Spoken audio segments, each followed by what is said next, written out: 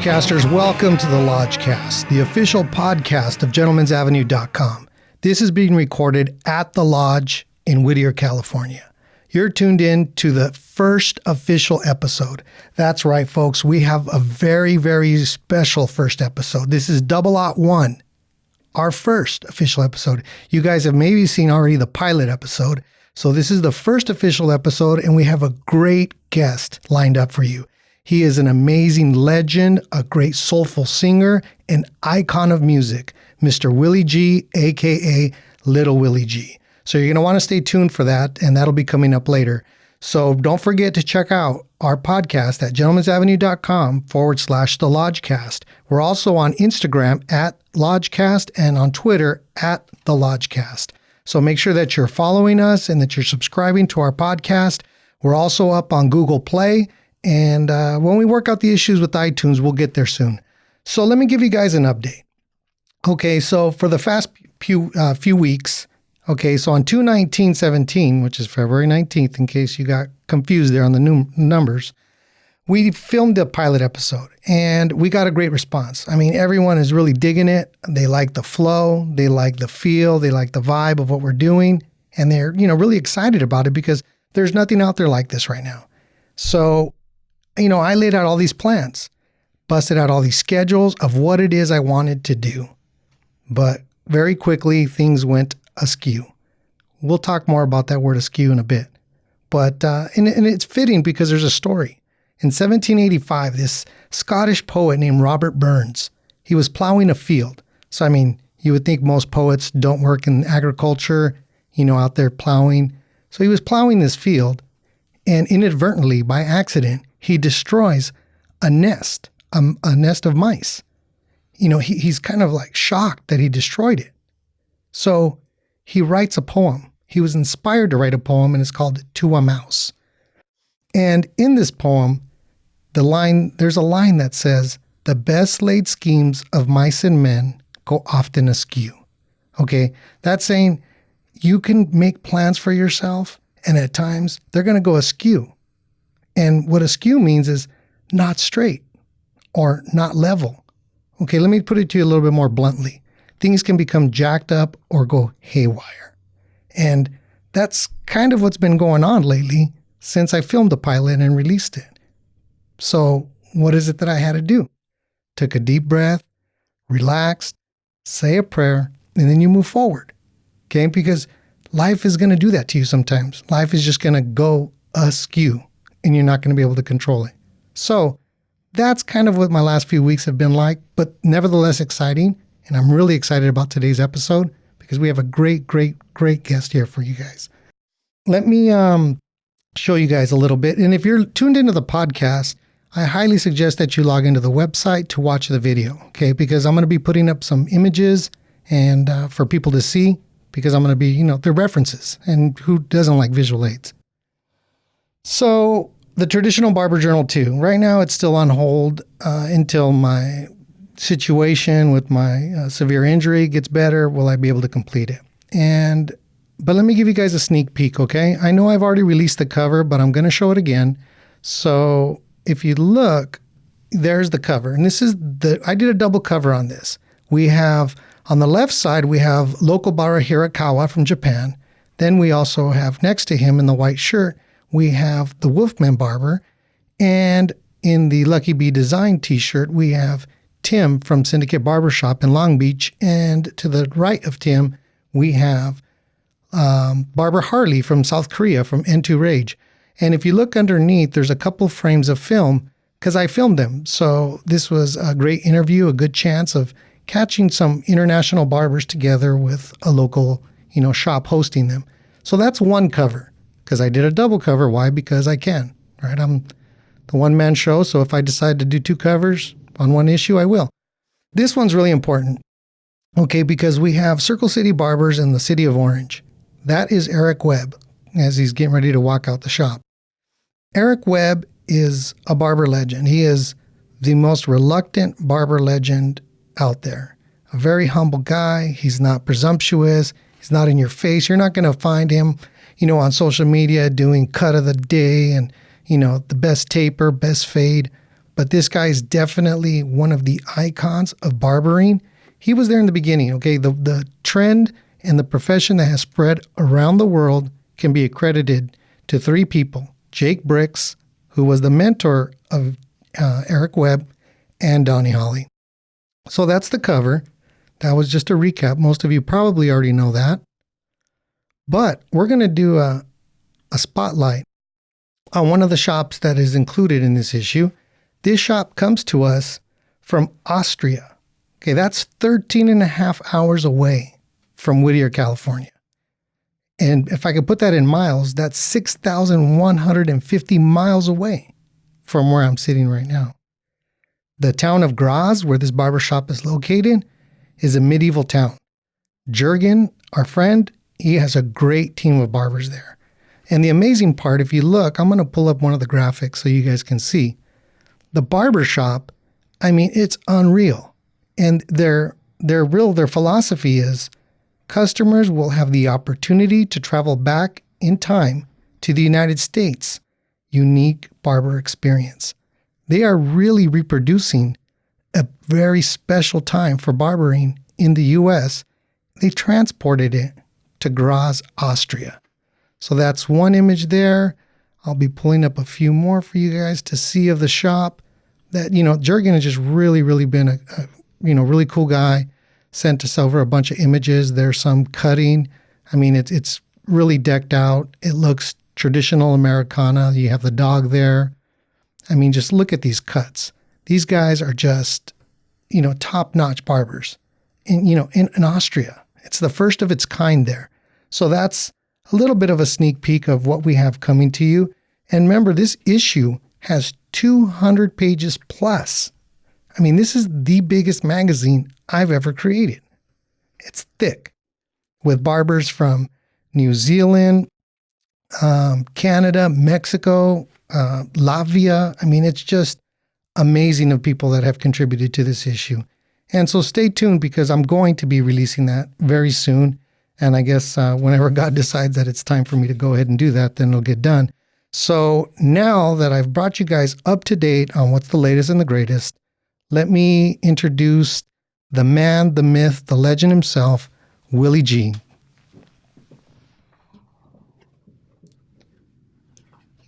Hello. How's it going, Willie? Good, brother. Good. Thank you for having me here today. Oh man, this is as close as probably I'll get to the burning bush in my book at the moment. This is a definite honor, just to have you here at the lodge with us, and to be able to have you here for our viewers. I mean, this cool, is just, man. That you wrestle those headsets. These are really cool. There you go. Headphones, man. There you go. Oh, that's much better. Yeah, I was ready to go. Come on, Willie, get him, get him a left and a right.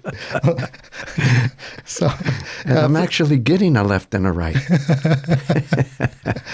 Okay, so for those of you who have been living under a rock since the 1960s, or maybe you weren't even born at that time, Willie G here, Willie Garcia, aka Little Willie G. And it's very odd. I got to admit, I feel like almost disrespectful to call you Little Willie G because to me you're just such not only an icon, but it's to me. But it's I want to have more reverence to you. And bro, I'm just a nobody.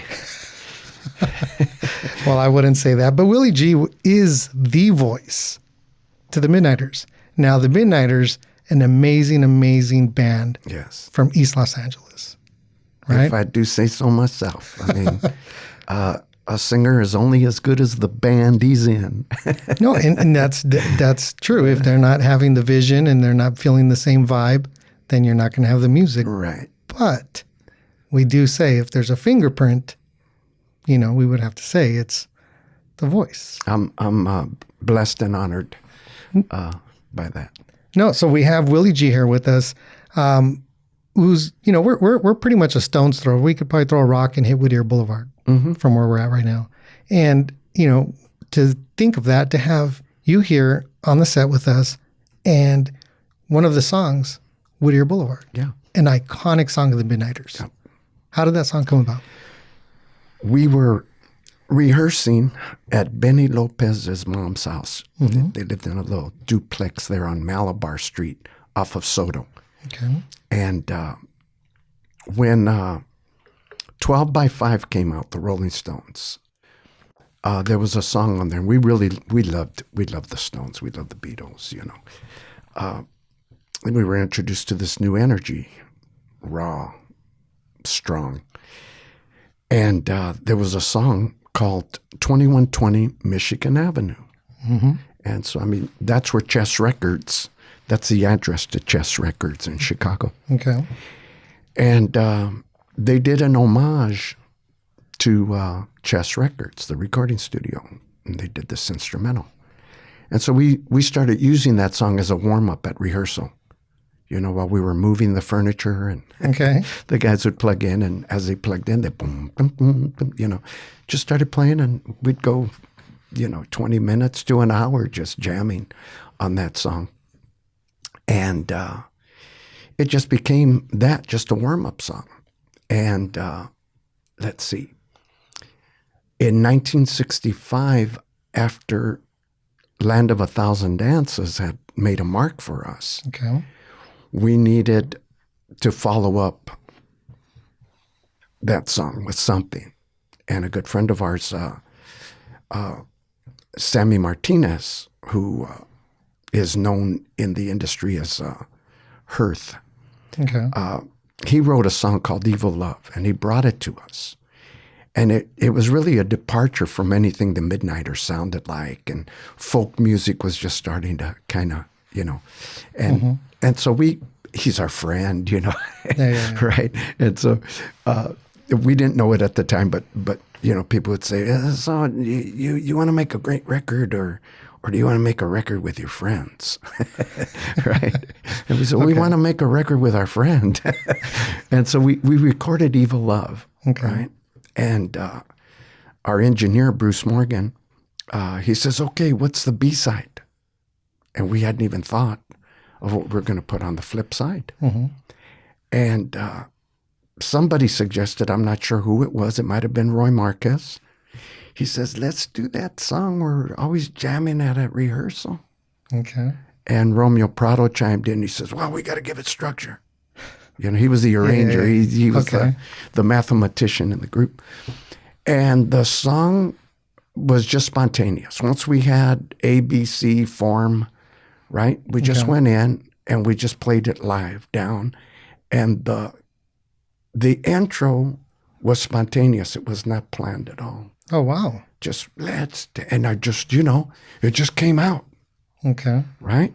And Ronnie Figueroa. Mm-hmm. He just started screaming in the back, you know. So he was yelling. The yelling, Yeah, you know, yeah. the right? And that was it. And it was just spontaneous, one take. We did the song. Wow, one take. Yeah, and that was our B-side, right? And that's how the song came about. And actually, we even said, you know, wow, man, you know, I mean, we changed it a little bit, but, you know, what if the Stones sue us? Right? Yeah. And we kind of all looked at it, man, wouldn't that be great? They would know who you guys are, right? Yeah. So when we took the record to KRLA, to Casey Kasem, Dave Hall, Dick Biondi, they played Evil Love. And they're like, "Oh, this must be a mistake. That doesn't sound like the Midniters, you know?" Yeah. And they said, "Well, flip it over," right? They told us this afterwards. You know? Okay. They had told us that they were going to play the song that evening. And so they flipped it over, and they said, "Yeah, that sounds more like the Midniters," you know. So that night, George Dominguez and I were driving to rehearsal.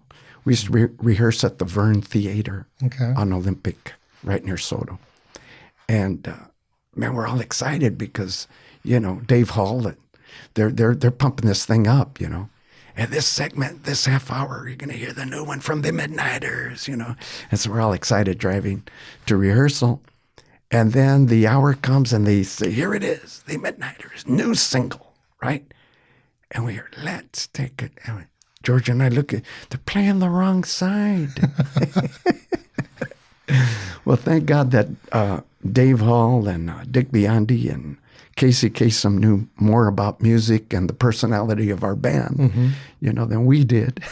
And they played that song, and it's a part of our history now. It's and not just here in America or East LA. Anywhere you travel across the nation, anybody who's into cars and music, there's a cruising scene. Japan. No, very much so. I was in Johannesburg, South Africa, about 4 years ago. And by the miracle of the web, people knew who I was, and before I even got there, you know what I mean? And they were familiar with our catalog and everything. So it's just an amazing thing. See, now, and it's interesting that you're telling the story about, going to Johannesburg, Africa, and people knowing who you are. I maybe consider myself a poor example of a stalker for you because stalker. Yes. We'll just say a persistent pursuer. But I like that because I was. I mean, since I was a teenager, I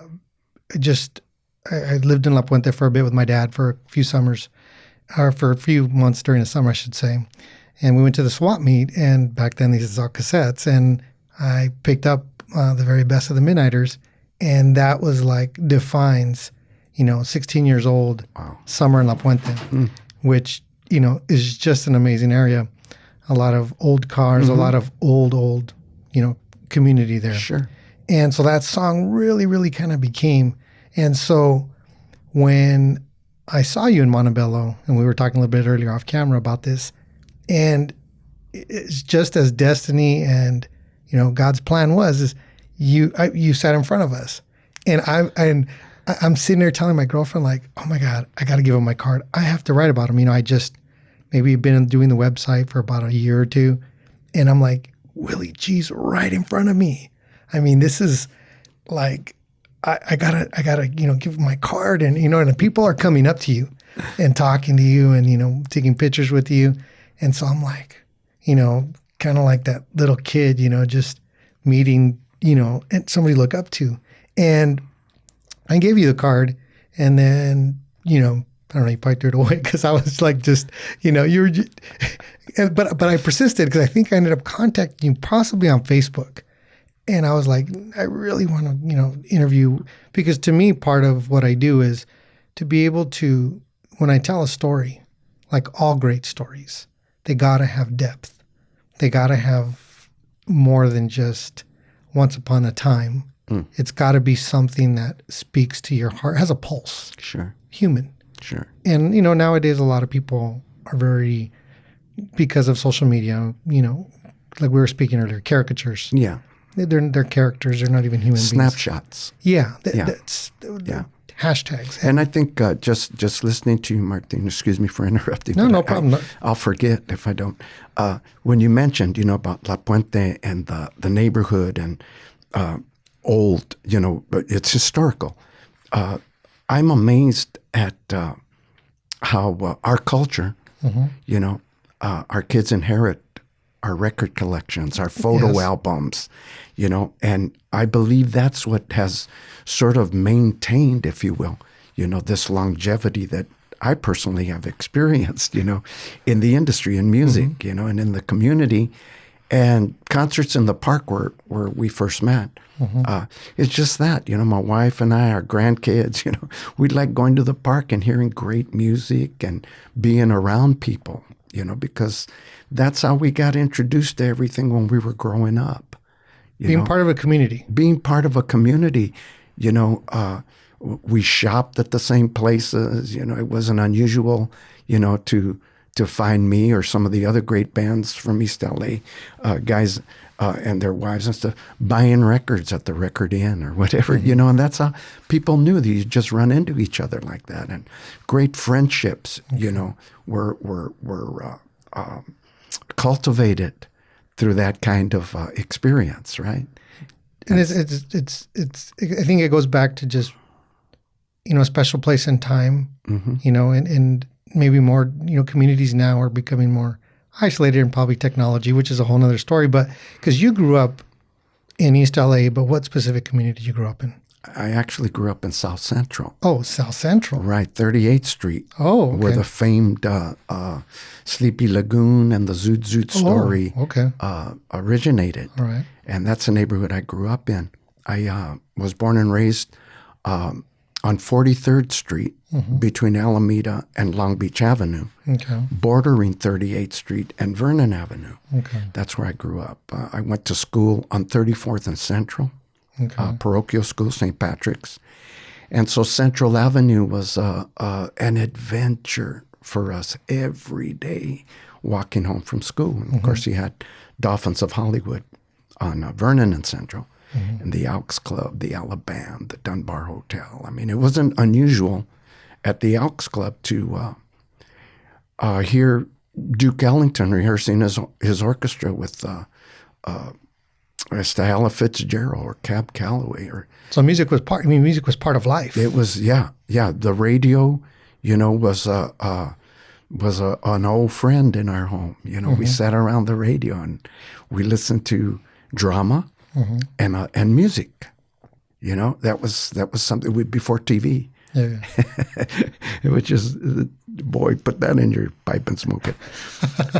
But it was like that. Your imagination, had this opportunity to just run rampant. And the community was vibrant. Like when you're describing it, I mean, I think of something that's hustle and bustle, but also intertwined.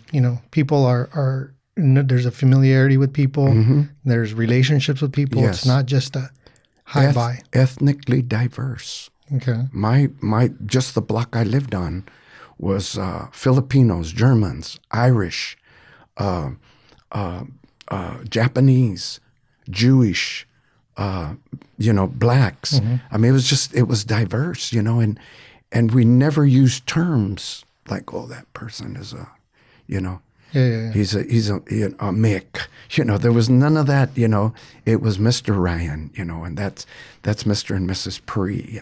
And there was a respect. And, sure.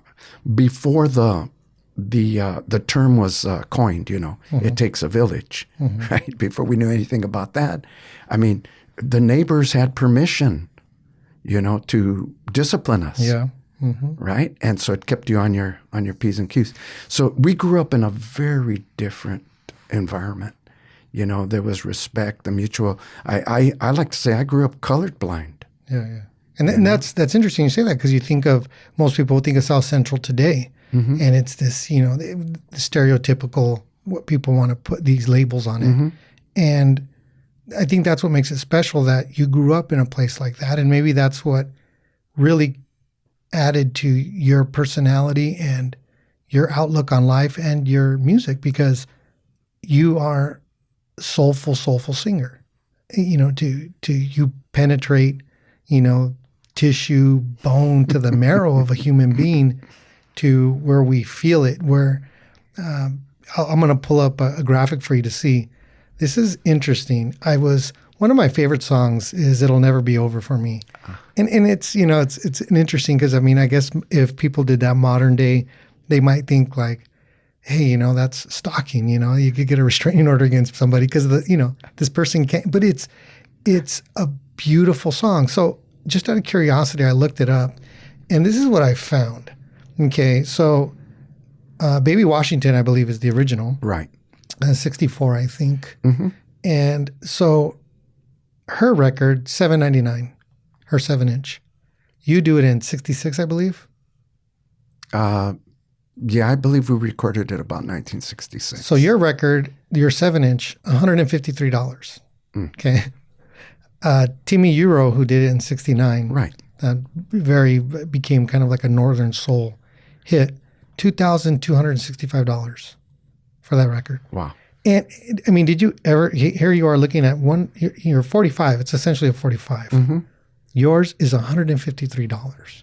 In 1966, when you released this record, did you ever think that record's going to be worth hundreds of dollars one day? No. I think you could purchase it back there for about 73 cents or something like that. I wish I had a box of those. It's a great song. It was a girl song. Actually, that's, the way people looked at it. But the story resonated You know, I think with things that people go through, pain, you know, and it's a wonderful expression of that. And one writer reviewed it, and he said that whoever I was singing about must have taken out a restraining order. He says that I sang it with so much conviction, you know. But it's just a great song. It's a great story, you know. And eventually, you know, somebody's going to go through that.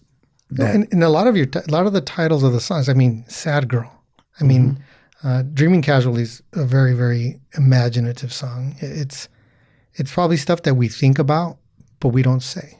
Right. You know, that we do long for someone to approach us, and it's in our mind. It's a very, just like the blues or any good music. Yeah.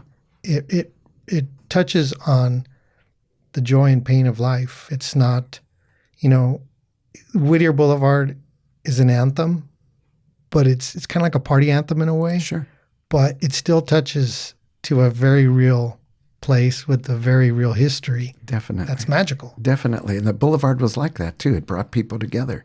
You know, it wasn't just people from East LA. We had people coming from Newport Beach, from San Fernando Valley. There was not just lowriders, and there was hot rods. There was really custom automobiles.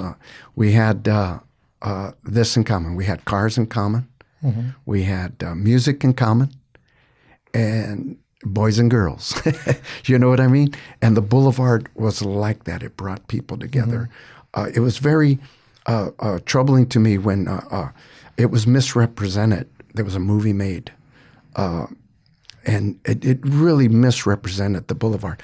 Somebody who puts their life earnings in a work of art isn't throwing beer bottles at each other, you know, or gestures. You know, you went there, you admired each other's handiwork.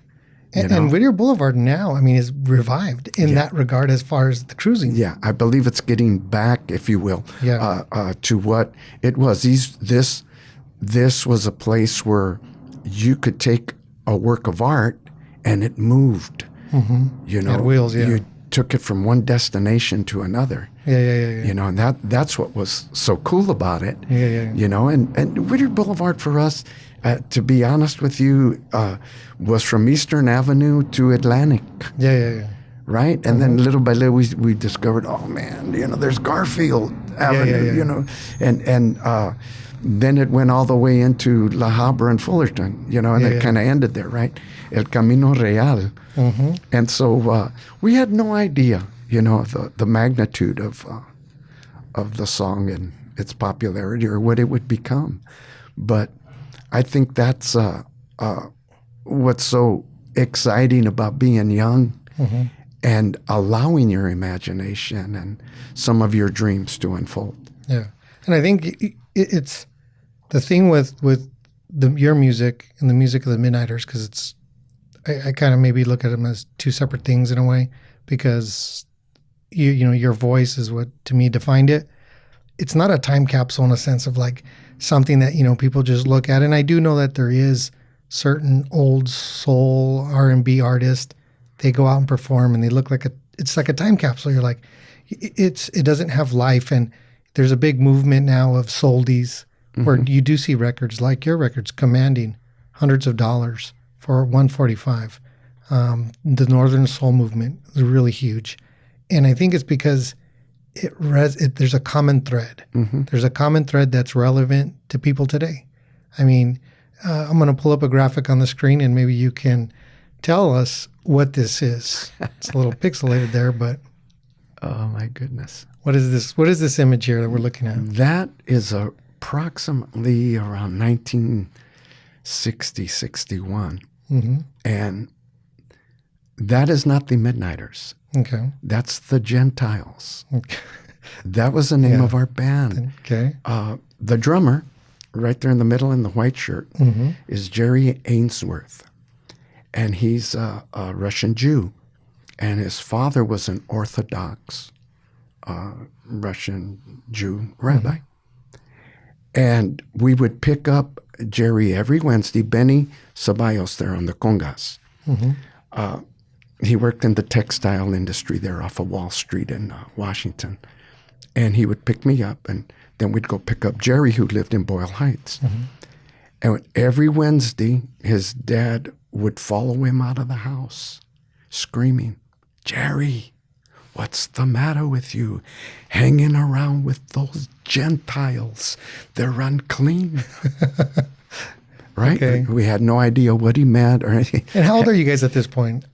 I'm all of 14, maybe 15 years So you're old. the youngest one here in the band? Yes. Oh, wow. Well, Joe Farfan as well, Okay. the sax player. We were in the same grade at Salesian High School.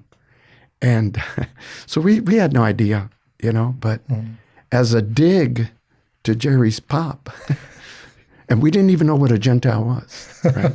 And we would ask Jerry, what's your old man talking about, man? He goes, you don't even want to know. And he was just, let's go, and play. And so, we thought it was like genteel, gentleman, whatever. We thought the gents, whatever, right? And so that's the Gentiles right there. And that's Raul Ceballos on lead guitar right next to me, Jerry Ainsworth on the drums, Richard Ceballos on bass, Benny Ceballos. Richard and Benny are brothers. Joe Farfan on tenor saxophone. And to the right of me, and we can't see him, is a young man. He must have been 13 years old, Bobby Cochrane. Wow. Bobby Cochrane is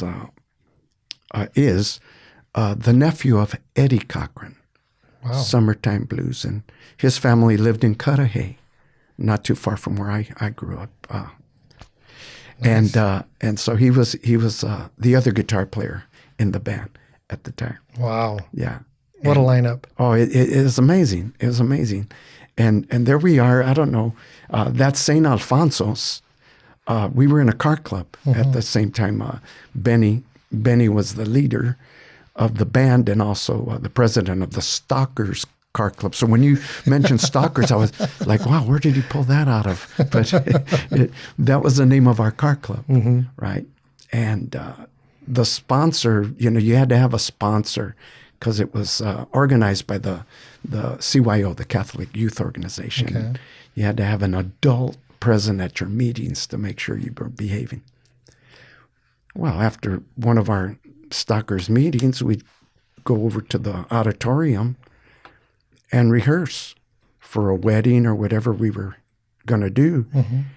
And this gentleman, Eddie Torres, who became the manager of the Midniters, he says, "Man, you guys have a band too?" He goes, "Man, let's throw a dance, raise some money for the club." Okay. And that's So we see here. probably our first outing. I think it was a Valentine's gig.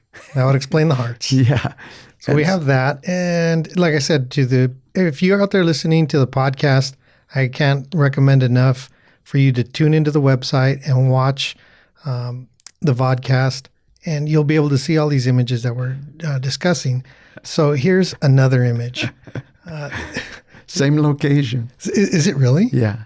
Yeah. Oh, wow. But now this is approximately 1965, maybe 3 years later. Wow. So then you're a whole, 16, 17 years old at this point? Yeah, actually, I'm getting ready to graduate from high school. Oh, wow. Yeah. And the lineup has changed a bit. And now we have Larry Rendon. And to his right, out of the picture, is Romeo Prado. George Salazar on drums. Roy Marquez, God bless his soul, he just passed away in January. Our rhythm guitar player and one of the writers of a lot of our original material. George Dominguez, who passed away in October of last year. My boyhood pal, I grew up with George. Benny Lopez.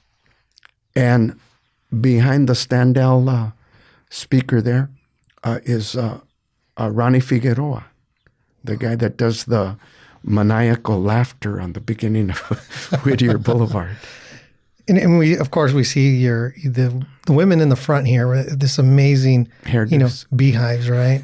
I mean, it's and I think, that's one thing if anybody's out there, when you listen to the intro to all my podcasts, it's a band out of Santana called the Hurricanes.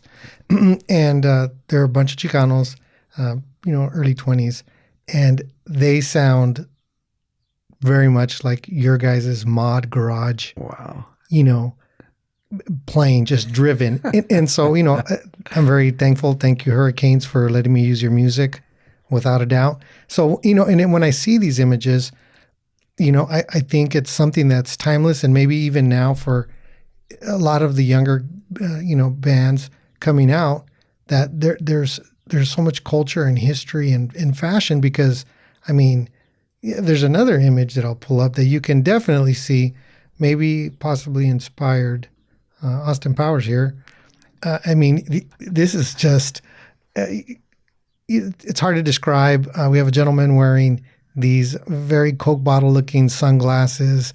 You have Willie with his, what would you call that hairstyle? I don't even know. Yeah, Beatle. Is it Beatle? Yeah, we love the Beatles, but the Stones kind of drove our music.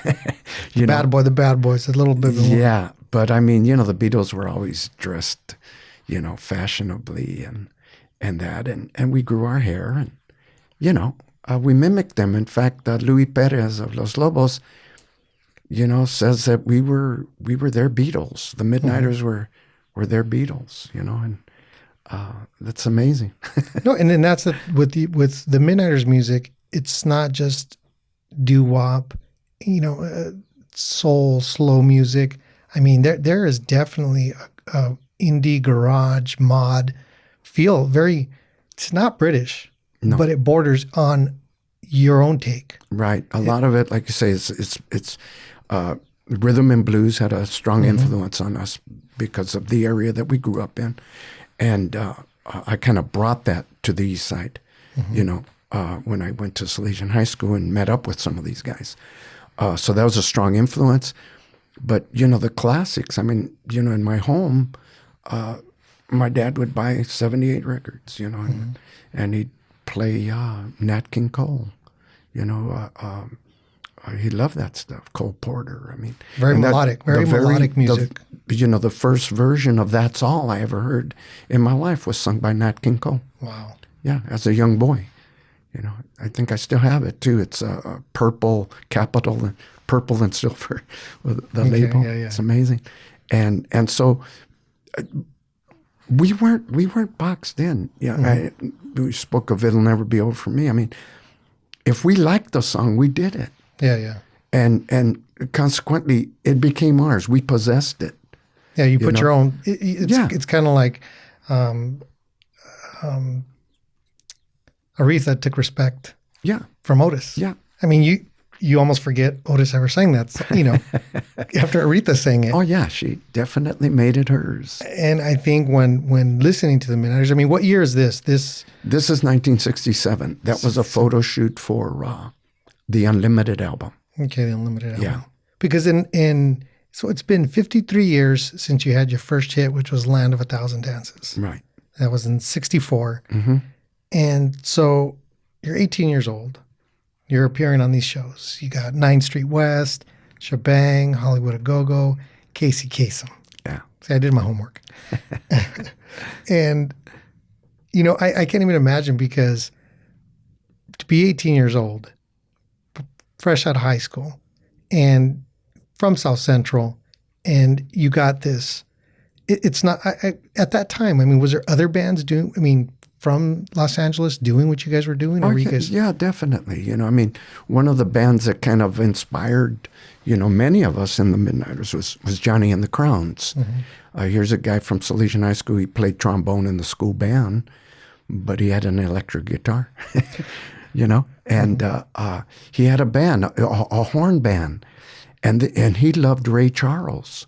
So here you got, a 16-year-old, 15, 16-year-old guy with a small big band doing Ray Charles stuff, wearing tuxedo, white tuxedo coat with a bow tie, and going out and doing shows, you know. So there was a lot of bands like that. And then our era, my goodness, you know, we had our boyhood school chums, the Blue Satins, you know. Then you had the Enchantments. A lot of bands started adding "the" to the name of their groups. The Ambertones.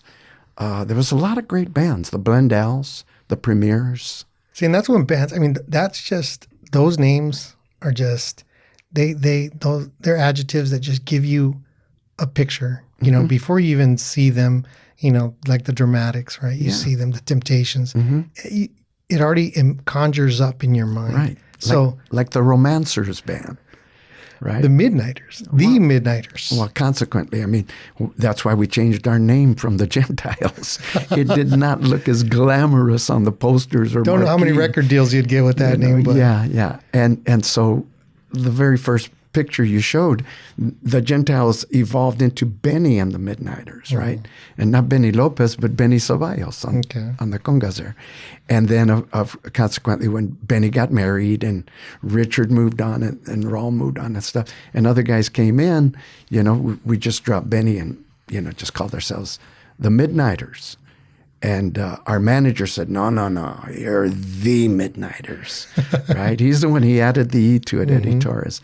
And we became the Midniters. And the first time we ever debuted that, we wore Long Ranger masks, you know, and black tuxedos. Wow. There's a cool picture of Bobby Cochrane and I that night when we changed our name at a Battle of the Bands. Okay. Yeah.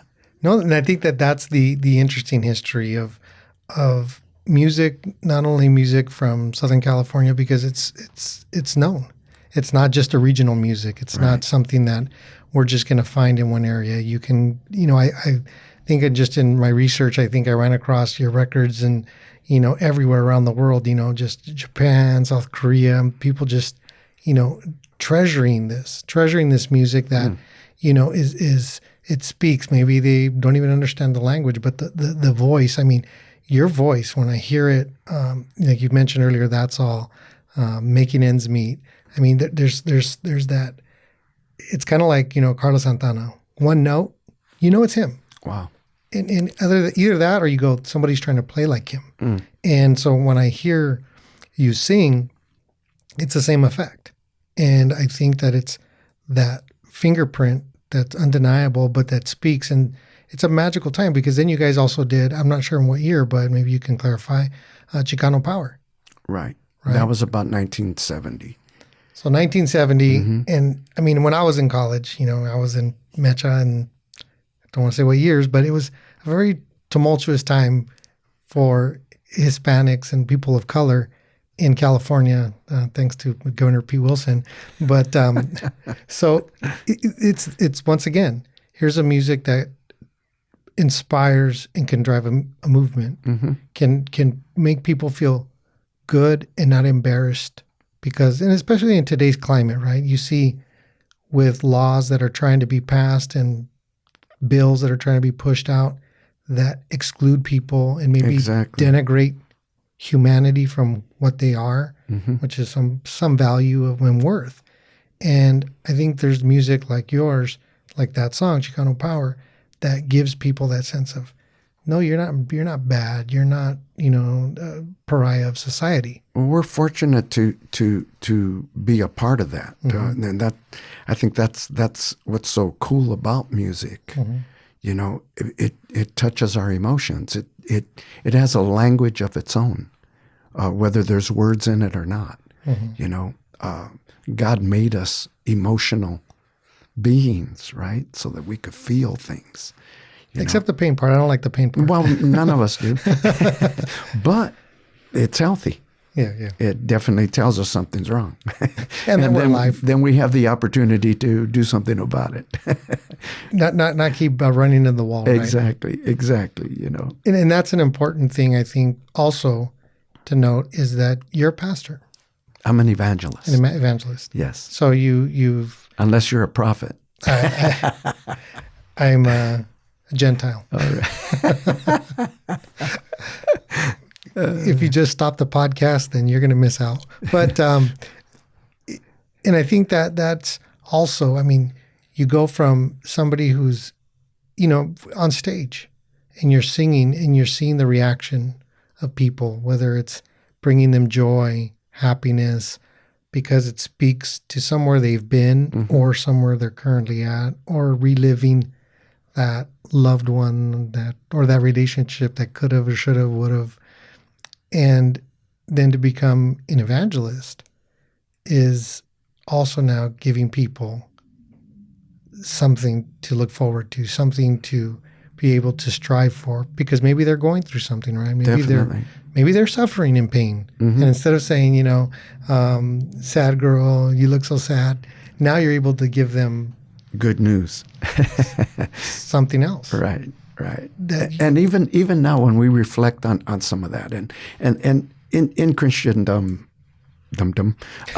there's a lot of guys flip the lyrics of well-known songs, right? Which is, it's cool, it's cool. Because we're trying to relate, right? We try to relate.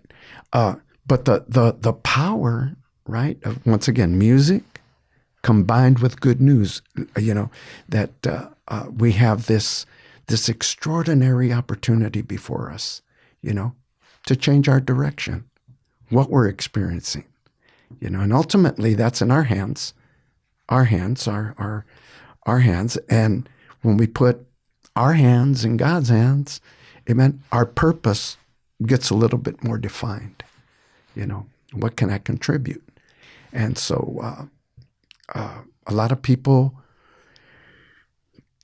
don't hear Sad Girl the way a lot of other people hear it, right? There's a memory always associated with a song. So it's almost sacrilegious to try to change it.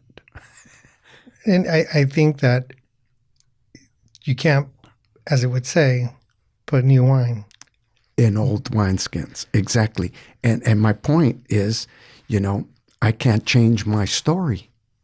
It would be false. I would be telling people something that isn't true. Because then you experienced, I mean, you were at a height. I mean, your career, the Midniters, are skyrocketing. I mean, you're doing good. Yeah. And your lifestyle choices turned out to be not so good. Not so good. And I mean, terrible. I mean, there's no other way. It brought you tremendous pain. Definitely. And others, that loved me dearly, And so I had to do something about it if I didn't want to lose the affection and love of my wife, my parents, my daughters at the time. I had to do something. I had to make an extreme choice in my life. And it's not a sign of, I think sometimes people look at, say, musicians or entertainers, and the outside views it as a religious experience. They sit there and they're like, oh, all of a sudden they became religious because they couldn't handle it, or they couldn't this or that. I don't think it's that. I think it's that a person actually realizes they don't want to destroy their life. Yeah, you became responsible now. You woke up. Yeah. There's nothing cool about, like some of these musicians that we've seen that died too young. There's countless list of them. Yeah, Jimi Hendrix, Janis Joplin. Or even the suffering artist. There was this, this mindset, that in order to be an artist, a true artist, you had to suffer. Like a self-destructive personality. Yeah, pretty much so. It's not. I don't. And for anybody out there listening, I mean, I want you to understand that, Willie G here is somebody who definitely understood that he came to a crossroads. And this isn't like, selling your soul to the devil just so you can play great music for the rest of your life. And, whether people want to believe that legend or not, to me, this is the reality of life. You can have all this great music behind you and this great career. And there's nothing wrong with that. And still be miserable. And totally, I'm sitting here going like, well, these pictures, they tell of an amazing history of not only the music that's prevalent today and still very, very, like I said, in the hurricanes, I can hear your music in that. But that it's also speaking to a bigger story, which is that you're not embarrassed, you're not ashamed, you're not, hiding, become a recluse and let me just live in the shadows. Bottom line, it woke me up. My friend Tony Garcia, after I tried to impress him with all my, awards and my possessions, right? He just told me something very simple. He said, I got to leave right now, man, but can I call you later? I told him, absolutely. And he says, okay. He said, but I want you to think on this. What shall it profit a man to gain the whole world and lose his soul? Got to go. See you later. And he took off, and my jaw dropped. Wow. How does this guy know? I interpret it, that how does this guy know that I've lost my soul, my passion for living, for creating, for contributing? You know what I mean? All kind of things began to enter my mind. My marriage, my kids, my neighbors who watched me grow up as a child, and weren't blind to what was taking place in my home, and you know what I mean? Yeah. All this started flooding my thoughts and that scripture that he, and I didn't even know it was a scripture. I just thought it was a cool saying, a bumper sticker, You wanted the shirt, right? But yeah, and it just, it shook me and it made me think, right? And I began to discover the unconditional love of God because of that. No, that's important. I mean, that's like I said, I can't say it enough that it's something it's admirable because it's it takes a lot of courage to sit there and realize that you don't have all the answers, that the way you do something and it's causing pain that you need to stop. Yeah. And you need to change your life, and that your life today, your position in music is probably something for me that needs to be elevated to the point where people can realize that, you're a legend in our midst because it's a special time in history that we can't replicate. It was in the past, but it's still relevant today. And if we don't, I look at it as, it's kind of like when Ed Hardy, legendary tattooer. He's somebody who was part of a special time, and he still is relevant today. But if we don't elevate the accomplishments, because they still are accomplishments, no matter what, it's going to exist there. Long after Willie G's gone, long after I'm gone, my accomplishments will remain. Sure. And to do that while we're both here, it to me is I'm honored to have you here, to give of your time. I mean, I think the only thing he asked for was water. And I was like, whew, all right, that helped. But, it shows that you're a real human being when you're music and you're the real deal. I mean, there's no pretension. There's no, putting off this, although I think your driver brought you a little bit early, and he might be out there waiting. But, that's my wife. Is it really? Yeah, my wife. She could have came in. She had some things to do, and I just said, let's redeem the time, okay, while we're doing it. But following up on, it's important that we don't get stuck in what we've accomplished. It's to expound on it. I thank God, I still have, by His grace, I still have a lot of life in me. I still have, this imagination that I'm always asking God, help me unlock creative ability. He's the one and only creator, right? And He's given us the opportunity to participate in the miracle of creation. And so it's taking what we've done, and not resting in it. Yeah, exactly. I actually believe that because you're a man with purpose, that it gives life to it still. It's not a time capsule, like I said earlier. It's not a time capsule that you just pull out, open up, and go, look, everybody, 1966, 68, Yeah. 69, this is what I did. No, it's not. It's because you're a person who still has a purpose. It's different, but this life that was there is still part of who you are. Your DNA. Yeah. We can't change. Can't change that. Can't change it. And It's like I say, Sad Girl takes on a completely different, with the original lyrics, it takes on a completely different perspective. Now, there's hope in that song, in the lyrics of that song. Are you going to sing a little for us? Next interview. Next interview. So, okay. So because you just said that, then that means you're going to come back and we're going to do I'll come part back. 2. I'll come back. See, so that actually worked out for me. I don't feel let down at all right now. I actually feel very, very, very excited to be able to sit across. And you have some projects that you're working on, right? Right. We're just finished up. I've been blessed. I've done projects with Los Lobos. I've done projects with Ry Cooder, Chavez Ravina, which sort of touches on the Zoot Zoot aspect. And then the Dodgers coming to L.A. I've done stuff with Los Straight Jackets, Rock en Español, and just starting to work on a few solo projects. My wife finally cornered me one day and she says, for the last 20 years, it's been 20 years, I think, you've worked on everybody else's projects and very little on your own stuff. When are you going to get back to doing your projects? You've got 3 projects right here that, need to be finished. Wow. So the first one was a gospel project. Okay. My last solo gospel project was 1996. Wow. Right.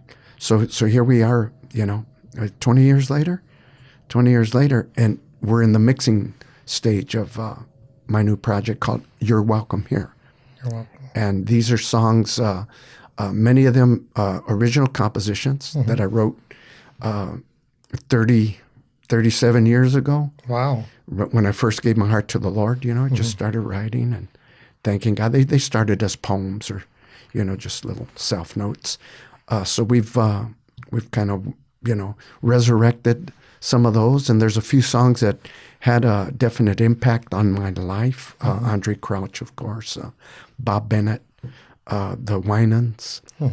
We've taken a couple of songs from that era and put a fresh coat of paint on them, fresh arrangement. Yeah. And it's music and songs that there's a whole generation, a whole new crop of people that aren't aware of the impact or the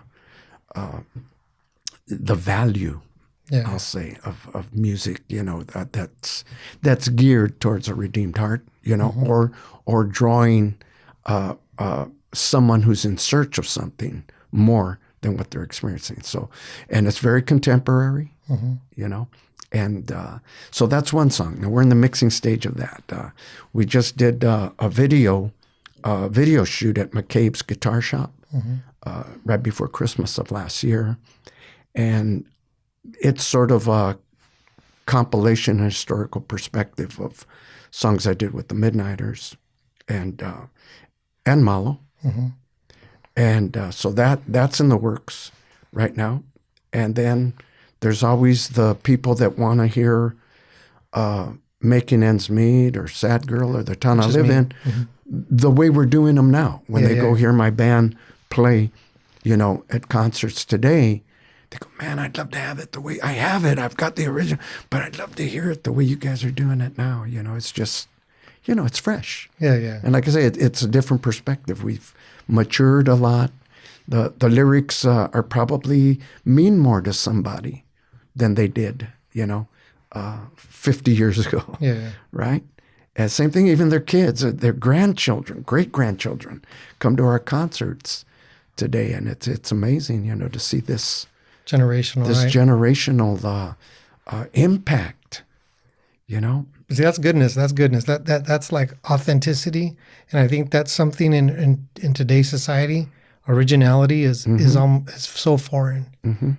People almost don't even know how to react. And so if you're out there listening, if you've heard the Midniters, make sure that you follow Willie G and, stay on tune for his projects that he's working on.